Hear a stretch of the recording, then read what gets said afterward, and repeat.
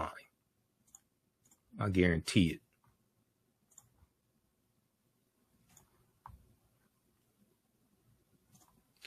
All right, so we look at the term African American, and the earliest recorded usage of the term African American goes back to 1782 in Philadelphia, Pennsylvania. I talk about the pyramid principle, okay? Because when I teach with two of my teachers, Dr. Leonard Jeffries and Professor Teach, they talk about the pyramid principle, and I use this in a lot of my lectures. And the reason why is it helps us get a better understanding of how to use the history and culture. Okay, it's more than just speaking African languages, wearing African clothing, playing djembe drums, eating African food, things like this, right?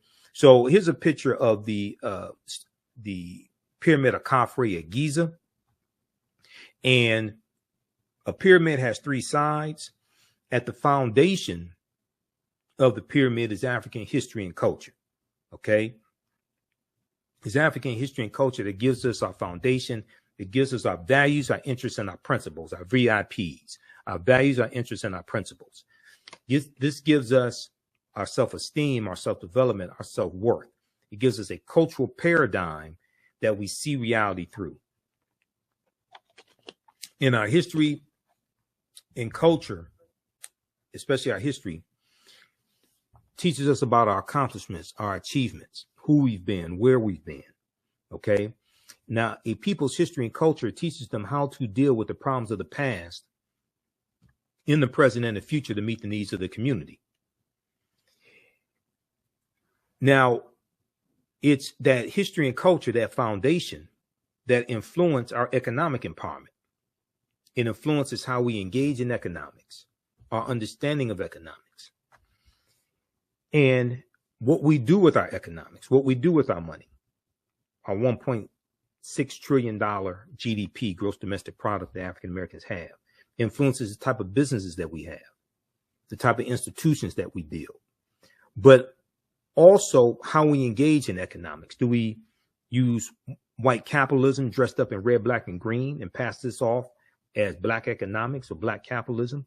Or do we understand the cooperative system, cooperative economics, the co-ops, which is based upon principles that we brought with us from Africa? Okay. And when we study the Free African Society of 1787, we study the Colored Merchants Association in 1928. We study the Colored Farmers Union of about 1886 in Texas. They're operating based upon the cooperatives, where the members of these organizations are also owners, and they work together to help one another prosper and survive. So these are ancient principles, and every ethnic group in America use their history and culture to fight for scarce wealth, power, and resources. And for African Americans, we've largely been stripped of our history and culture.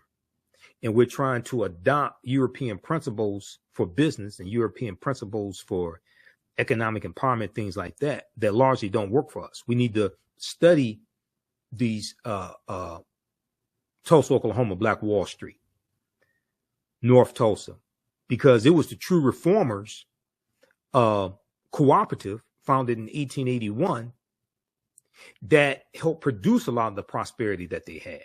Okay. Yes, oil was discovered there in the early 1900s. Yes, some of the early landowners got land because of the Black Freedmen Indian treaties of 1866. That's true. I deal with all that history. But also you had cooperatives there also. Okay. So when we study our history, we see a deep, rich history of cooperative economics. So we deal with that to get a better understanding of the cooperatives. Okay.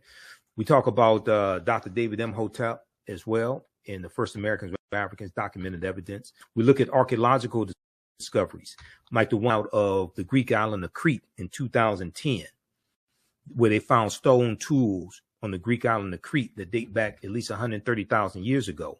But Crete has been an island for more than 5 million years. So they believe that those people had to have sailed there. Okay. So these would have been African people. Okay. And they believe that those people had to have sailed there. All right. Which puts, now scholars like Runoko Rashidi and Dr. Charles Finch, they've been telling us for years that modern man is 300,000 years old as opposed to 75,000 to 100,000 years old. So we know at least 130,000 years of our history has been stolen. So these archaeological discoveries like this don't surprise me, but we deal with them in the class, okay? We talk about the Khoisan of Southern Africa have the oldest DNA on the planet. There's a good article, Africa's oldest ethnic group fights to keep ancestral land away from Amazon. We talk about Sara Baartman. And then we look at the adultification bias in African-American girls and how studies show that adults perceive African-American girls to need less nurturing and know more about sex than white girls at an earlier age. Need less nurturing and know more about sex than white girls at an earlier age. Where on earth, where in the world would they get something like that from? Where would they get a stereotype like that from? Well, I don't know. I'll be damned. Could it have been passed down for decades throughout history? Is that a holdover from slavery when African-American women were sold into slavery as prostitutes and wet nurses or just sold as breeders? Okay, where in the world could something like that come from? What could continue to perpetuate these negative stereotypical images and ideology that get projected onto African-American girls? I don't know. Now, Dr. Frances Cress Welsing, who I interviewed 3 times on the African History Network show, Dr. Welsing correctly told us that, let me pull up this slide here. She correctly told us,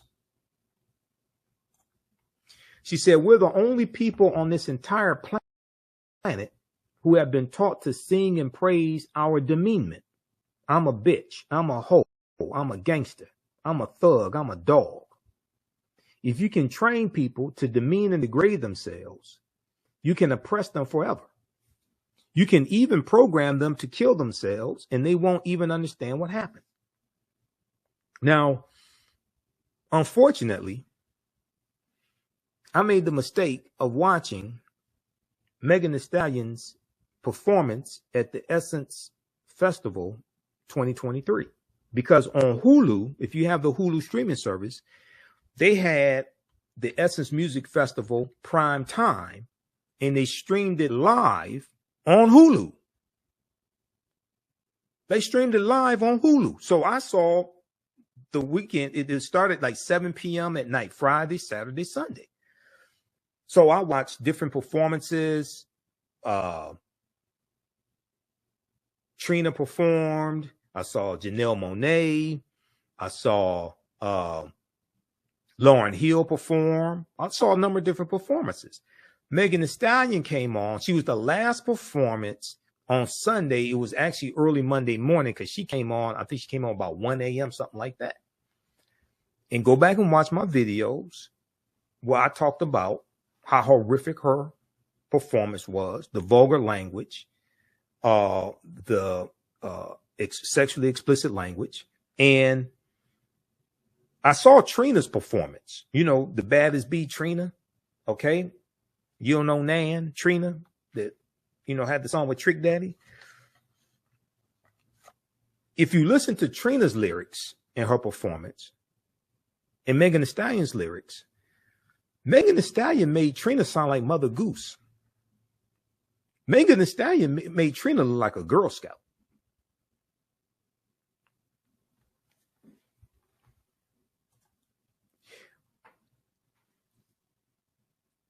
We think we're progressing in this area of the music. No, we're not. We're regressing. And the music is being weaponized against us. And too many of us don't understand history enough to understand the warfare that is being waged against us through the media, through the music. If you want to destroy a nation, you do it through the music because the music hits the youth first. And they're least equipped to be able to fight back against it, to understand what's going on.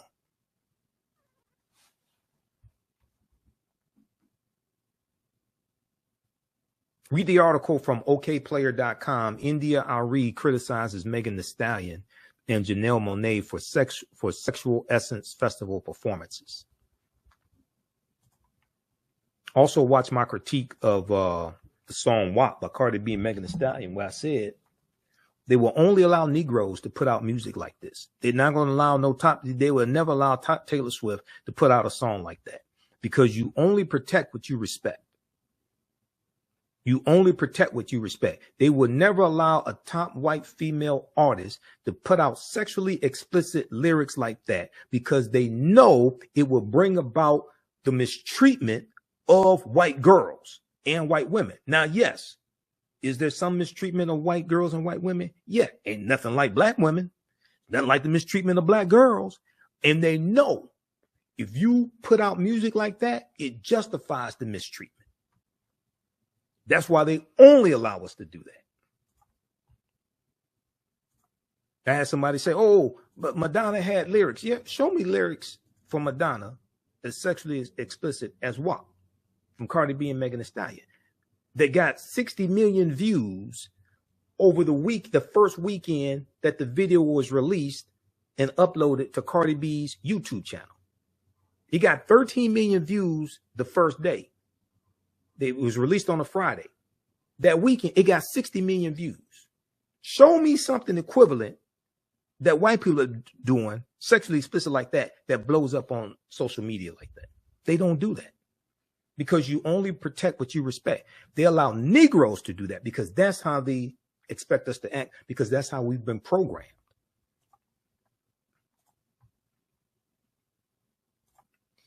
All right, now.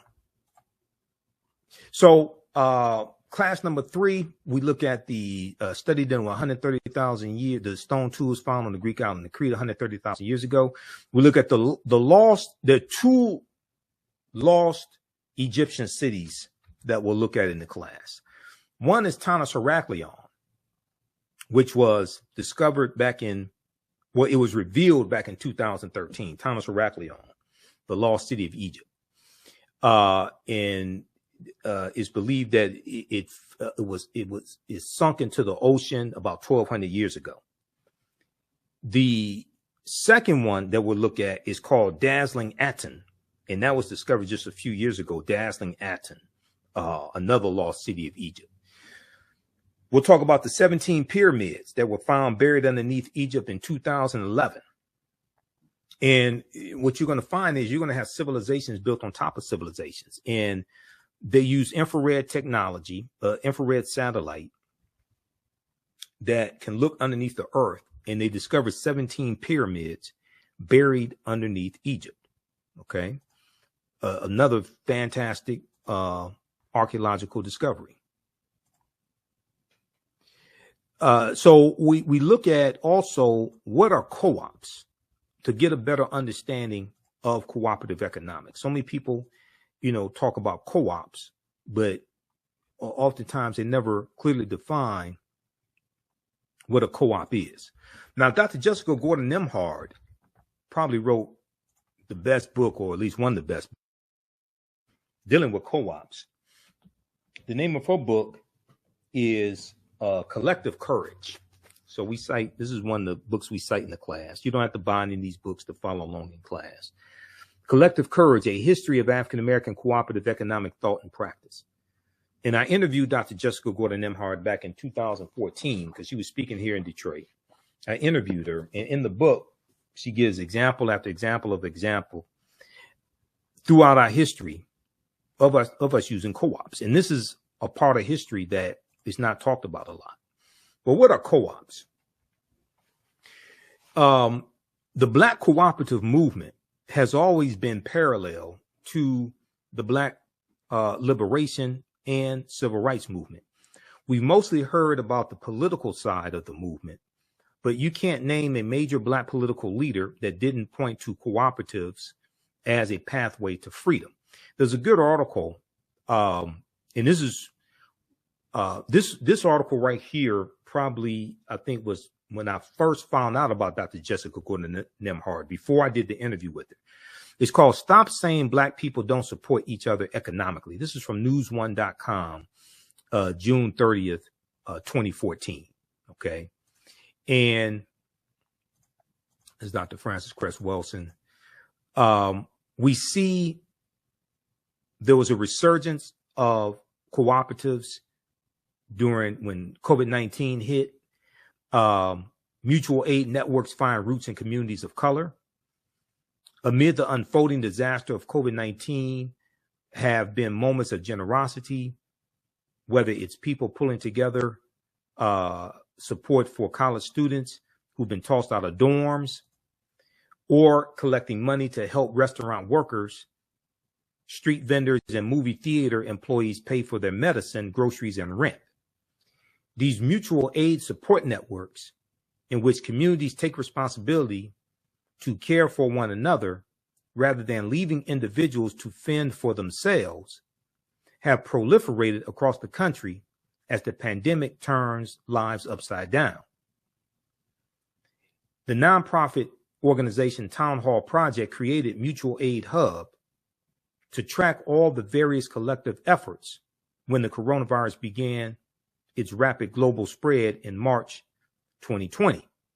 Back then, it counted only 50 mutual aid groups, but by May 2020, the number grew to more than 800 in 48 states, driven by what the hub's lead organizer, Shivani Desai, DESAI, called a, quote, grassroots explosion of organizing, end quote, a grassroots explosion of organizing.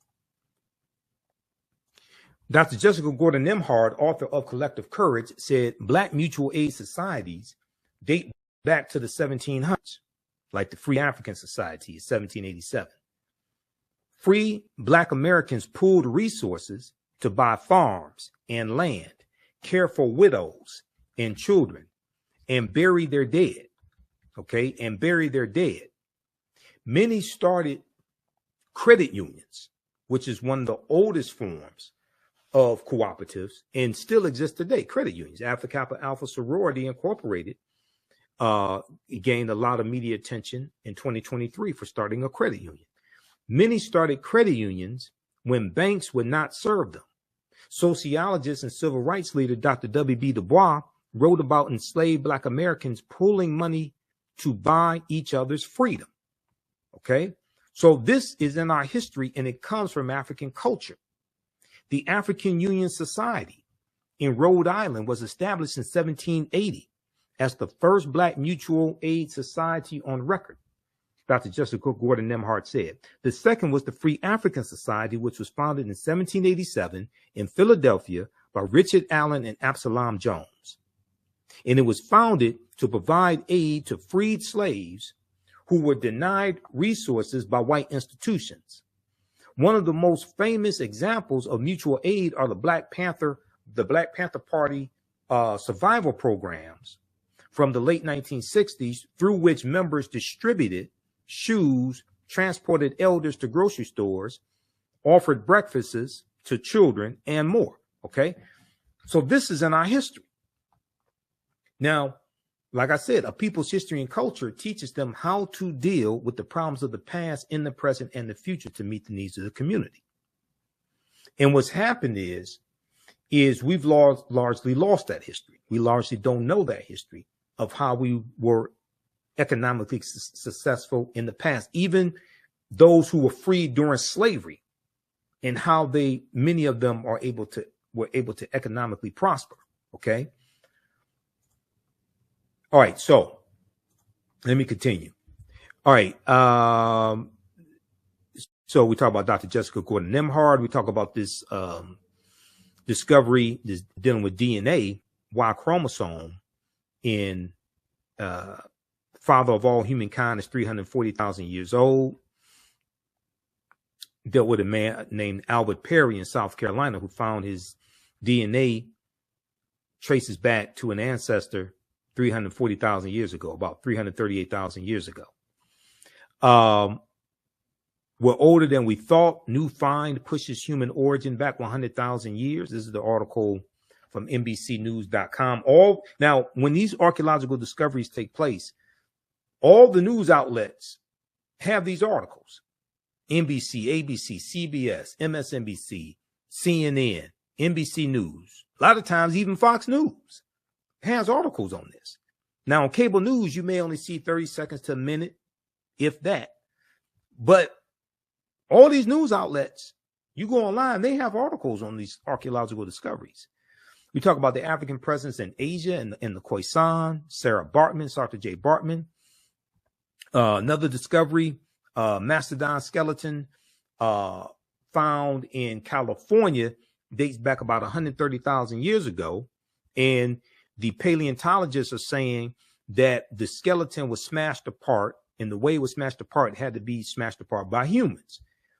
Okay, now if that's true, that puts an African presence in California 130,000 years ago. Okay, so we talk about the native Africans, the Negritos, who were the first inhabitants of the Philippines. Why the endangered African tribesmen in India shot dead an American missionary with an arrow. All right, that deals with the Sentinelese in the Andaman Islands, the Sentinelese. Okay, this is a remote group of Africans in the Andaman Islands. We look at an article that Dr. Runoko Rashidi wrote, Before Enslavement, Africans, Ancient Diaspora.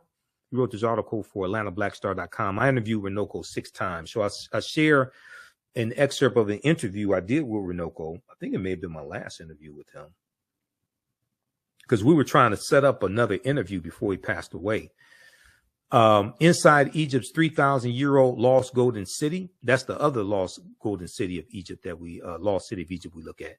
The documentary, Global Assignment, the documentary on Runoko Rashidi, Tony Browder is involved in that. So that has just been released. So that's showing in different cities. Follow Tony Browder on Facebook for more information on that. And then we talk about the judgment scene coming out of ancient Kemet as well, where we see the balance of the scales and the scales of Ma'at by Anpu or Anubis, the jackal-headed deity. We look at an excerpt from the first Americans were Africans documented evidence dealing with the Olmec heads in Mexico and the Mandinka Egyptian Olmec connection. There's an excerpt from the Rock Newman show, Black Egyptians Entered America 2,500 years ago. It was an interview he did with Tony Browder. And we deal with, way before Columbus, ancient Malayans from Mali sailed to the Americas. That was in 1311 AD. That was the year before Mansa Musa becomes emperor of the Mali Empire, which was 1312 AD. Okay. So we go through and we look at a timeline of history. We go through and look at these articles that deal with some ancient history to get a better understanding of how all this history evolves. We look at some ancient African civilizations. We talk about Kemet, Egypt, Nubia, Zimbabwe. We go through and look at this history. Okay. Ancient Nubia, founded around 4,500 BCE, which is the mother of Kemet, mother of Egypt, the first monarchy in recorded history. We talk about a little bit about the Kandakis and Amana Shikito, Queen Amana Shikito. Egypt on Tony Browder is a fantastic book, and we spend some time looking at that as well. Egypt on the Potomac, because Egypt on the Potomac deals with how the layout of Washington, D.C. is based upon the layout of ancient Kemet, ancient Egypt. All right. And many of the founding fathers referred to Washington, D.C. as Egypt of the West. Okay. Egypt of the West. So when we look at the Washington Monument, that's 555 feet tall. The Washington Monument is a copy. It was actually a ancient African symbol of resurrection called a Tekken, coming from the story of Sara Set, and Heru, who the Greeks called Osiris, Isis, and Horus. And there were about 1,200 Tekenu all throughout ancient Kemet, ancient Egypt. Okay. Today, they're less than 12 today. Today, they're less than 12. So we see a picture here of a Tekenu, or a Tekken for singular, Tekenu for plural. We see this here in Egypt, and we see that they've been taken to other cities around the world. Tekenu from ancient Egypt, taken to cities around the world. London, England, New York City, Paris, France, as we see the ones here. There's a good article from face-to-faceafrica.com called Cleopatra's Needle, How 3 Ancient Egyptian Obelisks Ended Up in New York City, London, England, and Paris, France. And in this, an excerpt of the article says, ancient Egyptians called obelisks Tekenu. Now you will see Tekenu spelled a few different ways. And they were also used to tell the time in the past. They were also used to tell the time in the past. Their pinnacles were basically covered in gold to reflect the sunlight. Historians say that obelisks represented immortality and eternity, and their long structure helped connect the heavens and the earth. Currently, Cleopatra's Needle is the name given to 3 ancient Egyptian obelisks, one in New York City, one in London, England, one in Paris, France. However, they do not all come from one Egyptian site. Okay. The obelisks in New York and London are carved out of red granite from the quarries of Aswan, a major source of stone for Egyptian antiquities. The 2 obelisks were commissioned by Nesubiti or Pharaoh Thutmose III for the Temple of the Sun in Heliopolis near modern-day Cairo, with each weighing about 224 tons and 68 feet tall. Okay, so this is African culture taken around the world, but most of us don't associate it with Africa. We associate it with the people who are in those areas where it's taken. We think it's something that white people created. Oh, the Washington Monument. That's named after George Washington. We think it's something white people created. But the foundation of Freemasonry are the teachings from the ancient Egyptian mystery system. Okay? Now, here's a famous statue of Sara Baartman, who the Greeks called Osiris, Isis, and Horus. Sara, the father, is in the middle. And in the class we deal with, Heru being born of a virgin birth on December 25th. And where a lot of this stuff comes from. Okay? So that gets recycled and reinterpreted through various people's cultures over thousands and thousands of years. There are approximately 1,200 Tekenu, or obelisks, built in ancient Kemet, but only about a dozen are found today, or less than a dozen are found today in Egypt. Many of the Tekenu removed from Egypt are now in Istanbul, Turkey, London, England, Paris, France, Berlin, Germany, New York City, Rome, Italy, Vatican City, and elsewhere throughout the world. The Tekenu are now called obelisks by their new owners, and few know their origin or that they symbolize the resurrection of the African king Asar. Now, this is from page 17 of Egypt on the Potomac by Tony Browder. Tony's a friend of mine. I just interviewed Tony. That was March of 2023. We talked about the importance of Nile Valley civilization history. Okay. That interview got about over 50,000 views on our YouTube channel. My YouTube channel is Michael Imhotep, Imhotep. You can go check out that interview. This is a copy of Egypt on the Potomac right here. Just bear with me because I have books all over the office. I need to get another bookshelf. This is Egypt on the Potomac right here. This is one of the books we use in the class. Once again, you don't have to buy any of these books. We show you excerpts on the screen. But this is an excellent book to get. Egypt on the Potomac, as well as Nile Valley Contributions to Civilization by Tony Browder. Okay.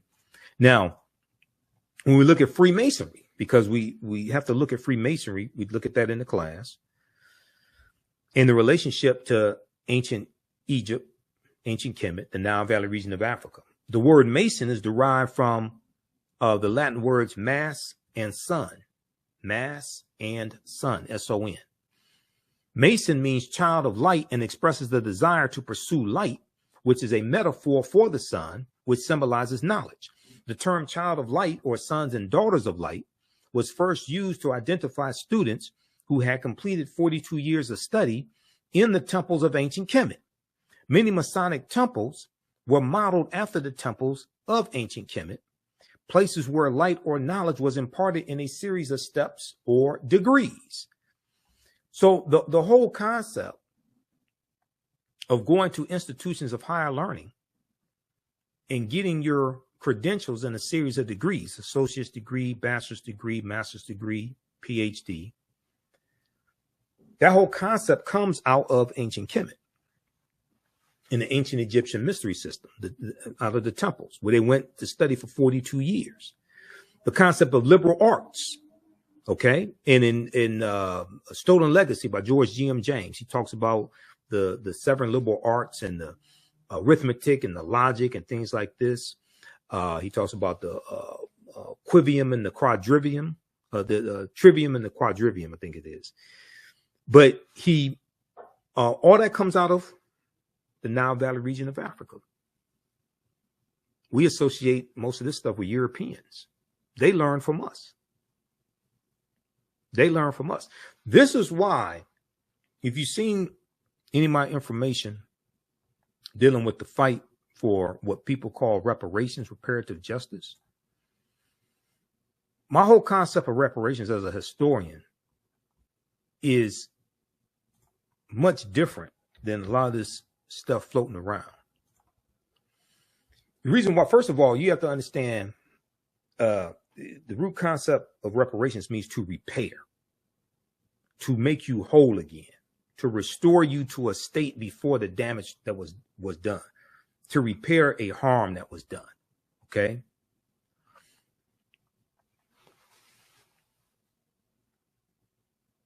If we're talking about repairing the damage done to African Americans, you first have to analyze who African people were and what African people had before they were put into an institution of slavery that largely stripped us of our history, culture, language, spiritual systems, folklore, mores, family ties, nationality, okay? Cosmology. Cosmology deals with the understanding of the universe as an orderly system. Cosmogony deals with the understanding of the origins of the universe, and that's based upon people's culture.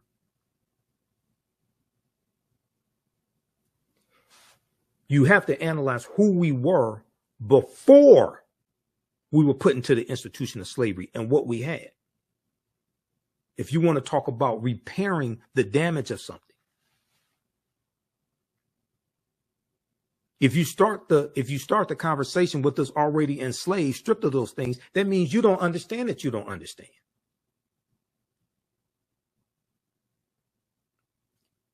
This is why trying to equate reparations with cash payments only, and you think you can repair that damage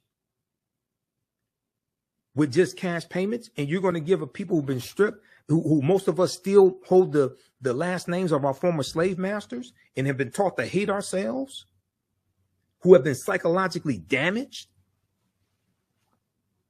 If we all got $1 million a day, white people will have it all back by this time next week. And you haven't repaired the damage because you haven't properly assessed the harm that was done because you don't understand the history.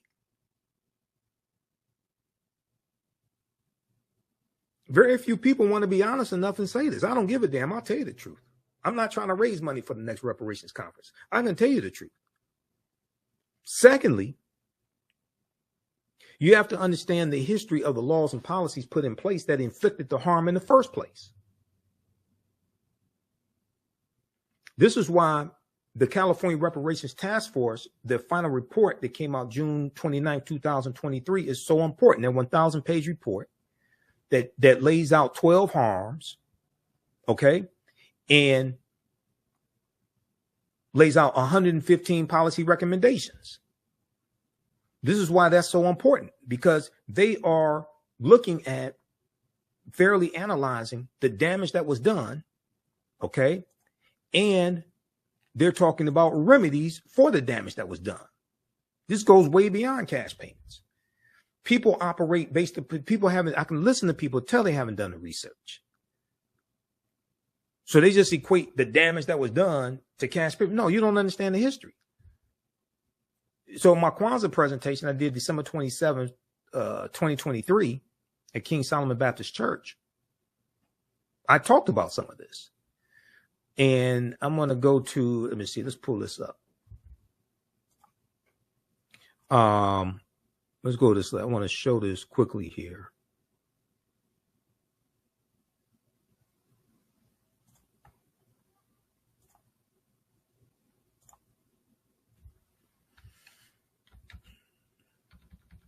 Because most people haven't read the executive summary. You read the 74-page executive summary, you get a much better understanding of this. I've read the executive summary. I read the executive summary of the initial report, the 500-page report. The California report highlights a history of moral and legal wrongs.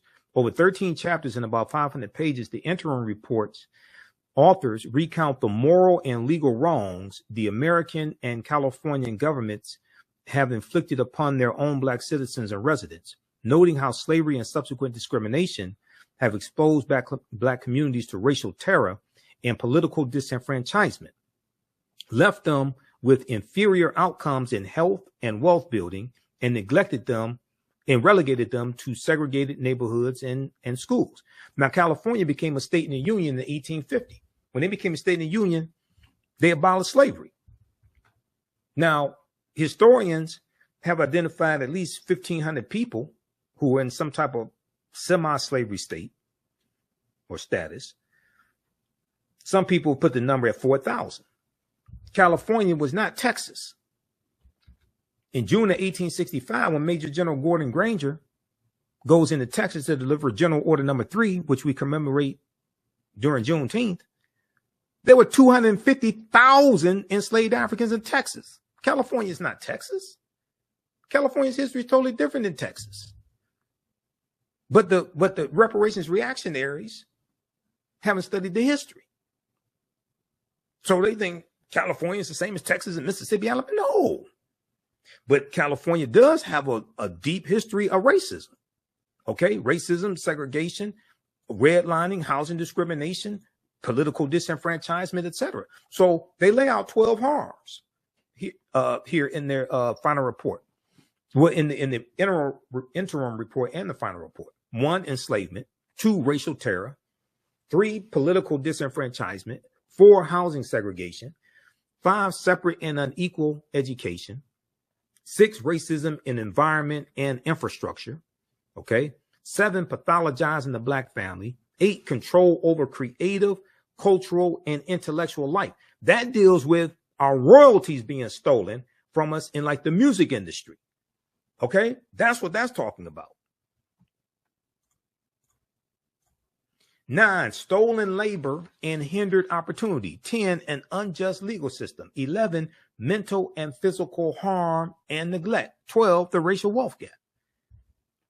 So then they go through and they show how laws and policies at the federal level harmed African Americans across the country, and then specifically how laws and policies, similar laws and policies in the state of California harmed African Americans. So there were 115 policy recommendations are designed to repair that damage, or at least begin to repair that damage. That's the result of the 12 harms. That's the result of laws and policies. It was laws and policies that put us in this predicament. It's going to be laws and policies that take us out of this. This goes way beyond a check. Because once you spend the money, the laws and policies are still in place, inflicting the harm. You haven't scratched the surface. This is what a lot of people don't understand. Now,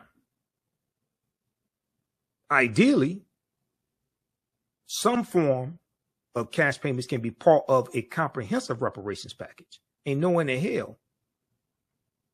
Understanding history and law, no in the hell reparations should just be cash payments. You're not going to repair anything. And by this time next week, white people have most of that back. And the only thing you've done is stimulated their economy. And those laws and policies that continue to inflict the harm, that maldistribute wealth, power, and resources, those historical, those structural inequities, they will still be there. They haven't changed. But the Amazon website will crash every 10 minutes.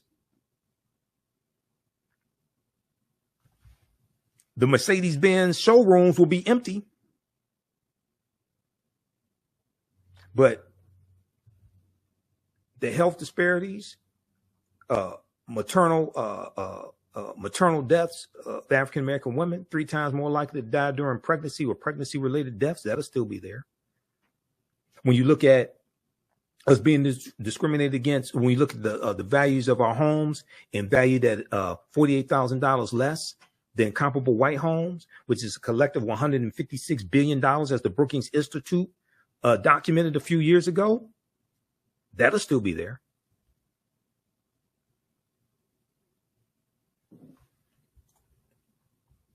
So we have to understand comprehensive reparations, but first you have to analyze, you have to study the history of what happened.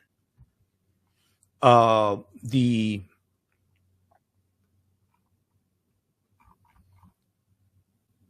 this is the interim report right here.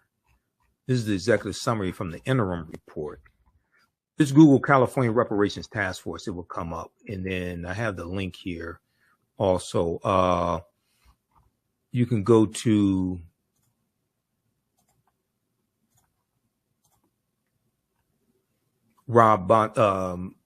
oag.ca.gov, Office of Attorney General, oag.ca.gov. That's Rob Bonta in California. Just search for the California Reparations Report, because they have the final report right here.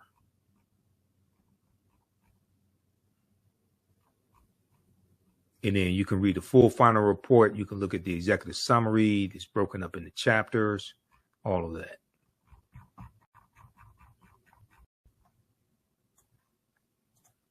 Okay, give us a thumbs up, give us a like, give us a heart on this broadcast.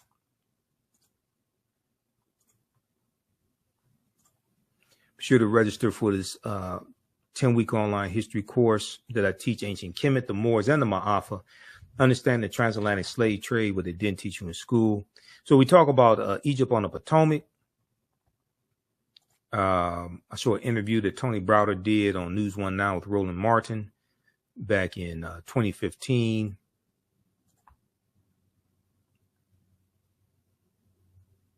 We talk about Abubakar II coming to the Americas also in 1311. Let's see. Class number 6, we deal with the African origins of Star Wars and the Asarian drama, the story of Asar, Aset, and Heru, who the Greeks called Osiris, Isis, and Horus, and how George Lucas, father of Star Wars, had a mentor named Joseph Campbell. And Joseph Campbell wrote a book called The Power of Myths, or The Power of Myth. And Joseph Campbell taught him about all these myths. One of those myths was about Asar, Aset, and Heru.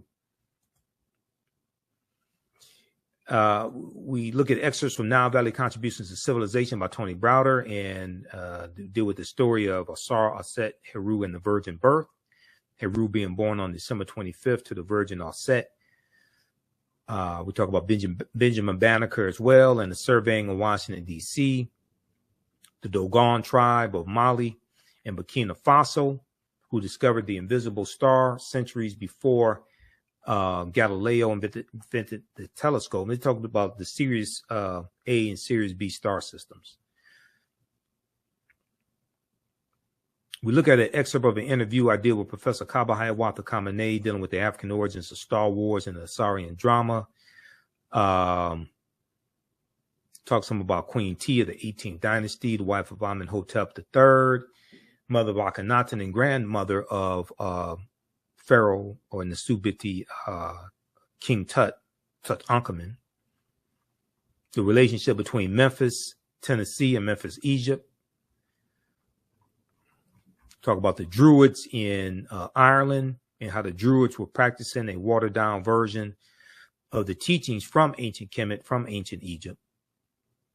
And the Druids being killed by a British slave named Patrick, who became canonized as a saint.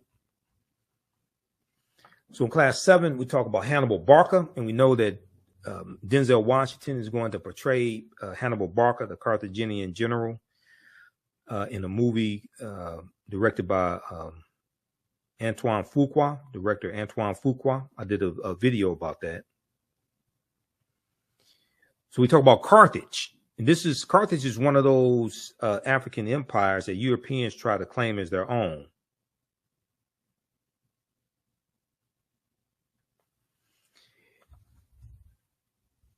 So, and we do a Hannibal Barca, Publius Cornelius Scipio, and the Battle of Zama 202 BC. We talk about the Battle of Cannae 216 BC, one of the greatest military victories in history, where Hannibal defeats the Roman army. The Roman army has about 80,000 men. Hannibal has 50,000. He's one of the greatest military strategists in history. And we deal with why Africa was not named after Publius Cornelius Scipio, because he takes the surname Africanus, and Africanus is Latin, means belonging to Africa. He takes the surname Africanus after he defeats Hannibal Barca at the Battle of Zama in 202 BC. So once again, we had a whole history backwards. We look at the relationship between the teachings coming out of the Nile Valley region of Africa and the development of European secret societies. We look at Joie de Piet, Black Pete, who was a Moor and was the sidekick to Sinterklaas, Saint Nicholas. And this is the precursor to Santa Claus. This is where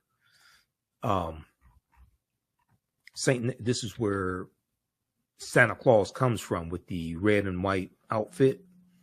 Comes from Bishop Nicholas. Right here.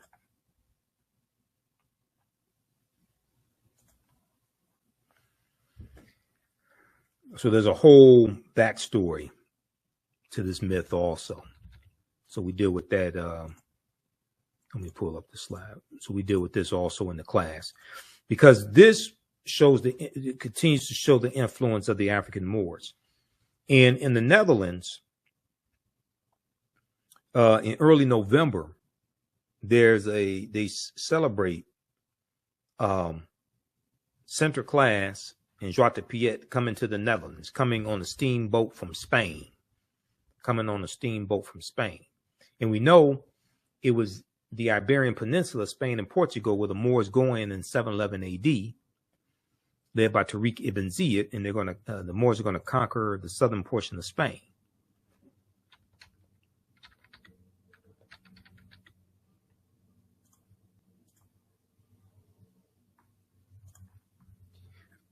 All right, so let's go back to the course outline. So we look at what is a patron saint and what is the relationship between patron saints and Christianity and the Neteru in ancient Kemet, ancient Egypt. Queen Charlotte Sophia, who was of African Moorish ancestry on her mother's side, and she was the wife of King George III, who was the King of England during the American Revolutionary War. This is who the 13 colonies are revolting against. 1775 to 1783, the American Revolutionary War. We look at who were the Moors and look at some of the history of the Moors in Europe. Tariq ibn Ziyad invading Europe, invading the Iberian Peninsula, 711 AD.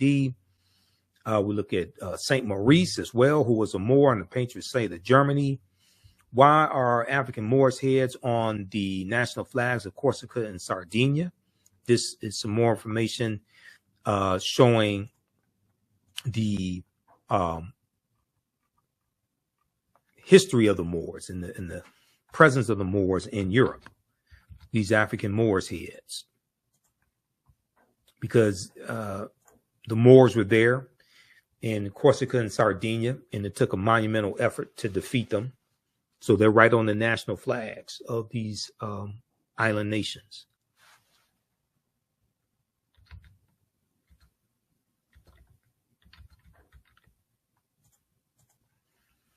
All right, going back to the course outline. So class number 8, we look at how did the Moors lose power in Spain?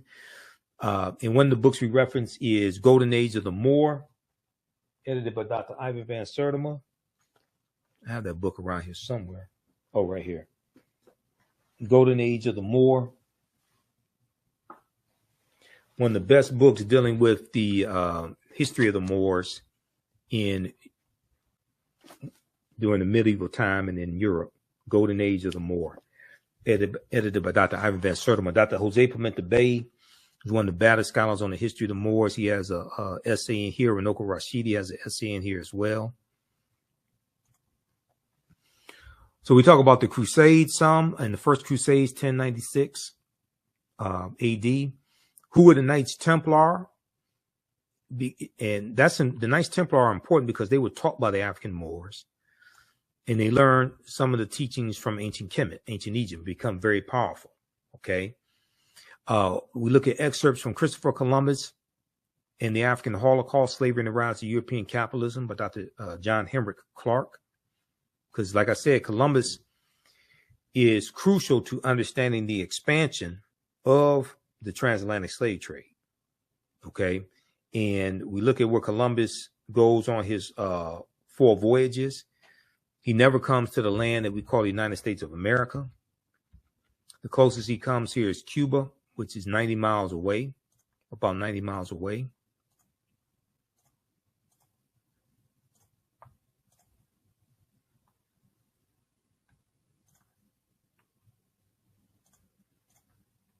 If we look at this here, let's look at this here. Where's Columbus? That's the wrong one.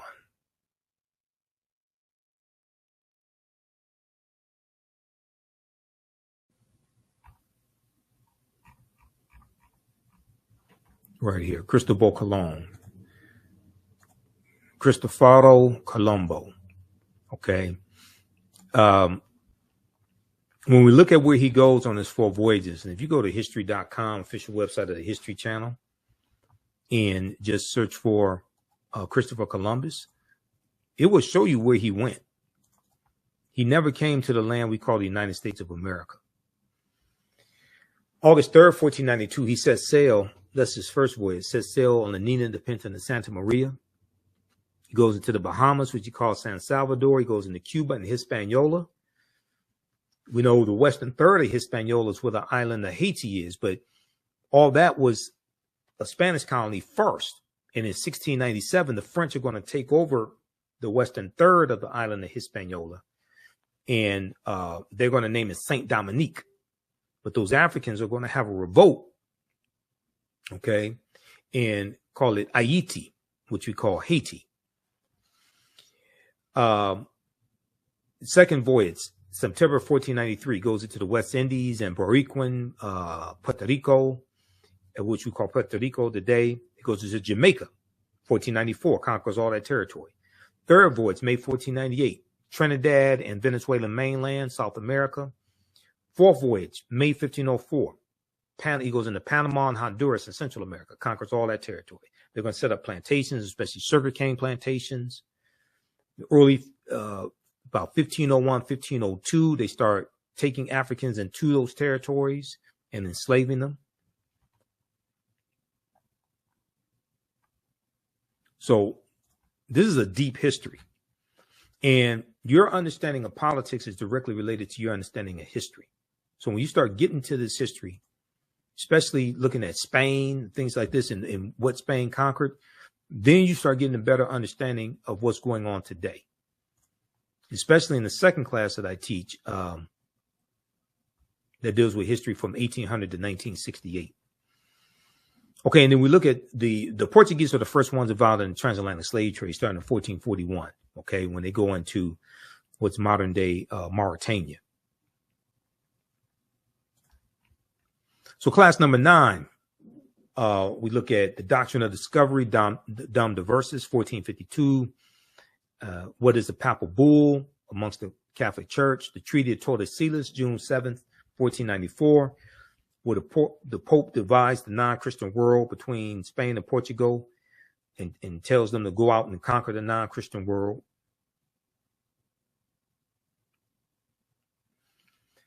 We look at Spain begins to take African slaves into the Caribbean islands around 1502.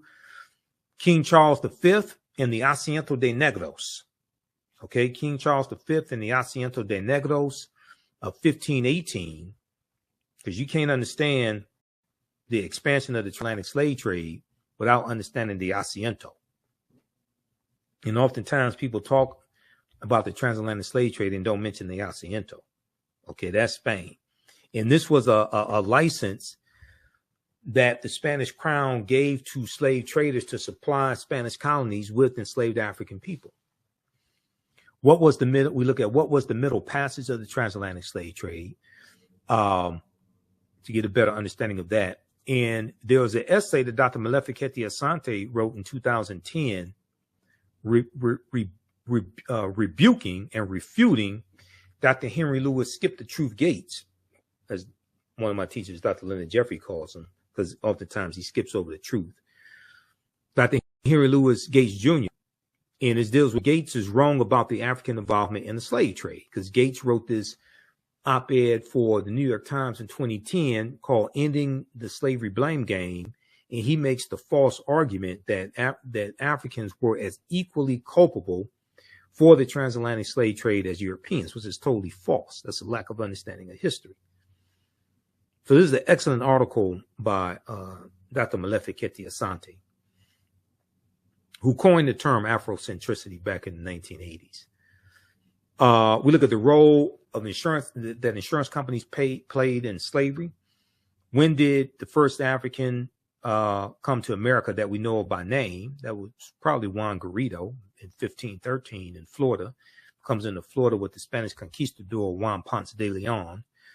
Bacon's Rebellion of 1675-1676 in Virginia, and how it planted the seeds of race-based slavery, but also planted the seeds of racism that we still see evident today. To understand what's going on today, you have to understand Bacon's Rebellion. You understand Bacon's Rebellion and those that group of about 500 rebels who were being exploited on the tobacco plantations in Virginia, and how they unite. You have enslaved Africans, free African Americans, white indentured servants, poor whites, and they realized that they were all being exploited by the same people. Okay, and they had a rebellion, and in December of 1675, they burned down the town of Jamestown, Virginia. December 1675, they burned down the town of Jamestown, Virginia. Okay, now I don't know if this was the inspiration for the song, the roof is on fire. We don't need no water, but it very well could have been. And there's a good article from Britannica.com, the history of the idea of race, the history of the idea of race.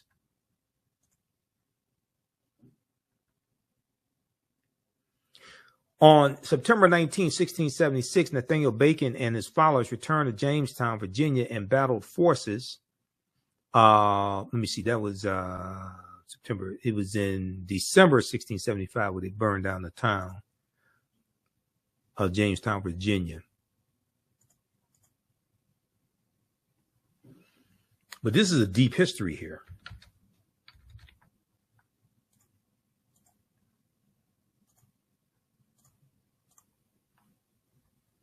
We deal with did African Americans own slaves and why?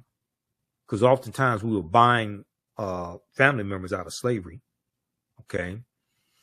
You did have some people that take advantage of that, but when Dr. Carter G. Woodson did his research on this, he looked at 1840, I think it was 1840, and he found that almost 50% is estimated that 50% of African Americans that owned slaves, they were buying family members out of slavery. We saw this in Washington, D.C. also when we dealt with the Compensated Emancipation Act of April 16th, 1862. We deal briefly with the fake Willie Lynch letter, 1712, the tragedy of the Lusden slave ship, January 1st, 1738. And look at the origin of negative images in the media and how they're rooted in slavery and minstrel shows. Okay. That's class 10. So this is, like I said, this is a class where we get deep into the history. You never look at history the same way. There's over 200 slides that we look at, slides that I put together myself, 80 to 100 articles. If you like this type of information, you can support the African History Network a few ways. Be sure to register for the online history classes that I teach on Saturdays. Ancient Kemet, the Moors, and the Maafa, Understand the Transatlantic Slave Trade, what they didn't teach you in school. Visit our website, AfricanHistoryNetwork.com, AfricanHistoryNetwork.com. We deal with thousands of years of history and what leads up to the transatlantic slave trade taking place. This is a 10-week class. We're doing more than 10 weeks this time around. Next classes are Saturday, May 4th, Saturday, May 11th, Saturday, May 18th, and Saturday, May 25th, 2024, 2 p.m. Eastern Standard Time. Click right here to register here for the class. The class is on sale $60, regularly $130. We do the sessions live. All the sessions are archived and recorded. You can go back and watch it any time. So a year from now, 2 years from now, you can still watch the entire course. We have the lesson plan here for the entire course also already laid out, so you can look at the content that we cover. We deal with 80 to 100 articles. And I put together this class. I've been teaching this class on and off since 2017. Okay. I've been studying history 34 years now, do lectures across the country, been hosting the African History Network show 14 years. But we look at, there's over 200 slides that I put together, 80 to 100 articles that we'll go through and look at. The 15 books that we reference. You don't have to buy any of these books to follow along in class. I'll show you excerpts of the books on the screen usually. And we'll look at video clips of interviews I've done with historians like Professor James Small, Professor Kabahai Wafa-Kamene, Anthony Browder, who wrote Nile Valley Contributions to Civilization, which is one of the books we use in the class, Runoko Rashidi, who wrote Black Star, The African Presence in Early Europe, which is another book that we use in the class, okay? So you can register for this. This content is PG-13. You can use this information with your children as well. Visit our website, AfricanHistoryNetwork.com. AfricanHistoryNetwork.com. Okay. And we'll post the link here. The link's in the thread of this broadcast. And you can support us through PayPal and Cash App, $the AHN show through Cash App, $the AHN show through Cash App, and through PayPal, paypal.me/the AHN show. So we have the information right here on the website as well. This is our official Cash App account, $the AHN show, SHOW. When you go to it, it'll say Michael and show my picture there. These are fake African History Network Cash App accounts here that have been stealing money from us. There are a few other ones out there I've identified. I'm still trying to get them shut down. You can click right here on our link and it shows our QR code, okay, for Cash App. This helps us stay on the air, keep doing the research, pay some of the bills.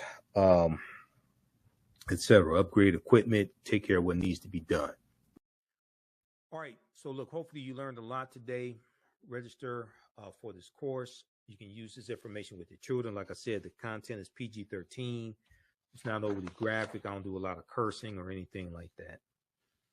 But you're going to learn so much in this class. This is a great time of the year to start learning this history and take this information with us throughout the year. Okay. All right. So thanks for joining us today. Share this broadcast on your social media platforms. Follow us on our Facebook fan page, The African History Network, our YouTube channel, Michael Imhotep, our Instagram page, The AHN Show, our other social media platforms. Remember, right now is correct wrong behavior. It's not over till we win. Wakanda forever. We'll talk to you next time and see you.